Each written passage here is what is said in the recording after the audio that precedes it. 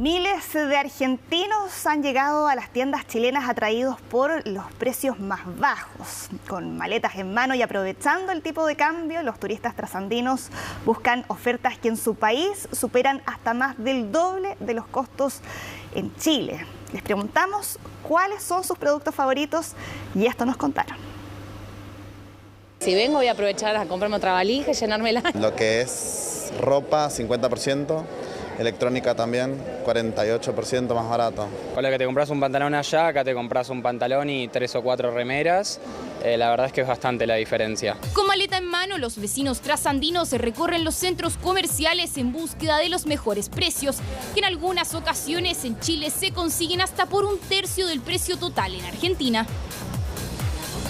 Yo comparo siempre con Zara, o sea, allá no sé, lo que sale 100.000 pesos, acá está 50.000. Venimos a buscar marcas que allá quizás no hay, H&M, Decathlon, que nos encanta y allá no hay. Mira, compramos bastantes zapatillas y ropa, mucho crema, maquillaje y de tecnología recién algo también, pero más que nada ropa. En Argentina sale el doble. Tal cual, calzado, ropa y tecnología son solo algunos de los favoritos de nuestros vecinos trasandinos, quienes llegan a diario con solo un objetivo: comprar, además de disfrutar de tiendas que allá no están. Por lo menos acá en perfumería, la semana pasada ya nos llevaron de 380.000 pesos en perfume en una sola compra, que fueron argentinos. Los argentinos buscan mucho los modelos originals de Adidas, que son los que tienen la florcita, que son modelos más urbanos, y buscan más que nada el modelo Campus, que es una zapatilla más o menos ancha. Entonces, como es lo que buscan ellos, bueno, también buscan precios baratos. Y cómo no aprovechar si el tipo de cambio entre el peso argentino y chileno está haciendo que muchos productos sean más accesibles para ellos. Pese a la inflación en el país vecino, algunos bienes en Chile se mantienen relativamente más baratos, lo que permite que pueden adquirir productos a más bajo costo en nuestro país. Por ejemplo, unas zapatillas Adidas modelo Campus en Chile cuestan alrededor de 94.990, mientras que en Argentina están a 163.000 pesos chilenos. O la Play 5, que en Chile está a 550.000 y allá está a 1.327.000 pesos chilenos. Esto sumado a que este viernes es feriado en Argentina, ya que se conmemora el Día del Respeto a la Diversidad Cultural, lo que se traduce a que este fin de semana será más largo, ideal para vitrinear con tiempo. Nos ha aumentado el flujo como sobre un 30% acá en Parque Arauco. La verdad estamos bien contentos, felices de poder recibir a los argentinos y bueno, invitarlos también, sobre todo hoy día que es un día feriado en Argentina, invitarlos este fin de semana a que vengan a ver todo lo que es temporada de primavera, verano, y también comentarles que tenemos una oferta de hotelera muy cercana al centro comercial, así que también estratégicamente tenemos muy buena ubicación de hoteles. Efectivamente, los argentinos optan por las comunas de Providencia y Las Condes para arrendar, precisamente pensando en que los centros comerciales les quedan a pocas cuadras. Holanda 87, cerca del mall más grande, para ir Providencia, como para ir caminando directamente. Nos estamos quedando por acá, así a 4 o 5 cuadras, el hotel, sí, nuevo hotel, mira, acá me pasan letra. Y es tal el furor por las compras que algunos llaman a Chile como el nuevo Miami de Latinoamérica, fenómeno que al parecer llegó para quedarse. Se está observando en el último tiempo una gran presencia de argentinos comprando en nuestro país.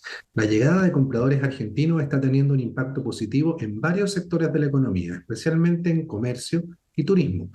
Es común escuchar que elementos como la tecnología, laptops, computadores, zapatillas, algunas marcas de lujo, son hasta un 60 o 50% más baratos en Chile en comparación con Argentina, lo que está haciendo que se llame a Chile el nuevo Miami de Latinoamérica. Mientras que en Argentina los precios siguen subiendo, muchos optan por cruzar la cordillera y aprovechar las ofertas en Chile, situación que hace un año atrás era al revés. Por ahora se espera que el número de turistas argentinos en Chile continúe en aumento y que crezca considerablemente en fechas previas a Halloween y Navidad, impulsado por los feriados y la búsqueda de regalos a precios más bajos que en su país. Ya se había anunciado que el alza en las cuentas de la luz sería en promedio de un 20% para los usuarios de menor consumo, que es donde se encuentra la mayoría de las personas.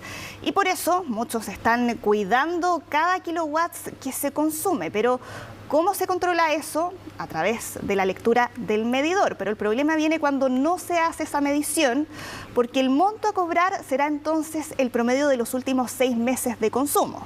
Aquí, según la Superintendencia de Electricidad, los reclamos por esta situación han aumentado.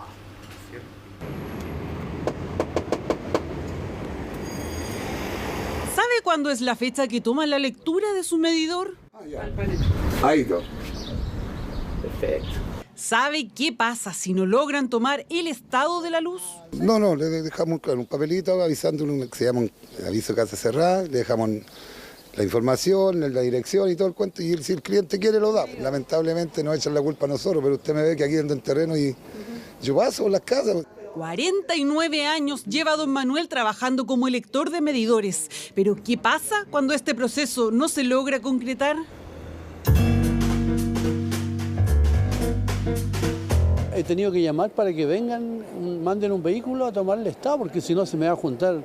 Ahí veo a la gente de 1 millón de pesos, 1.200.000, es mucho. Pocos minutos nos tomó encontrar casos como el de Alfonso. De vez en cuando no le toman el estado de su medidor y a fin de mes se sorprende con la boleta que le llega. Difícil, tengo un notifásico, es difícil tomarla, entonces te cobran un porcentaje así al ojo nomás y después cuando llega la cuenta viene grandísima. Y acá la pregunta del millón. ¿Qué se cobra cuando no se mide el estado de la luz de un domicilio? Pueden, hasta 2 meses consecutivos, pueden facturar el promedio de los últimos 6 meses de consumo. ¿Cuántas veces las empresas pueden en el año efectuar facturaciones estimadas? Hasta 4 veces en el año. Si no hay control del medidor, pasa a un registro de la Superintendencia de Electricidad para una eventual revisión. Pero a través de nuestra fiscalización hemos notado un aumento en el reclamo en que no ha sido tomada la lectura o que se han tomado mucho más que 6 meses en el promedio, y adicionalmente hay ocasiones en que los reclamos dicen que hay más de 2 meses en que no se ha tomado la lectura. Nosotros lógicamente vamos a seguir desplegados en la fiscalización, pero para darle solución a cada cliente de manera individual necesitamos que esas personas efectivamente reclamen. A raíz del alza de este tipo de reclamos, a finales de agosto, desde la Superintendencia de Electricidad y Combustibles iniciaron una investigación a comienzos de septiembre para conocer las causas y si se está cumpliendo con lo que indica la Ley General de Servicios Eléctricos.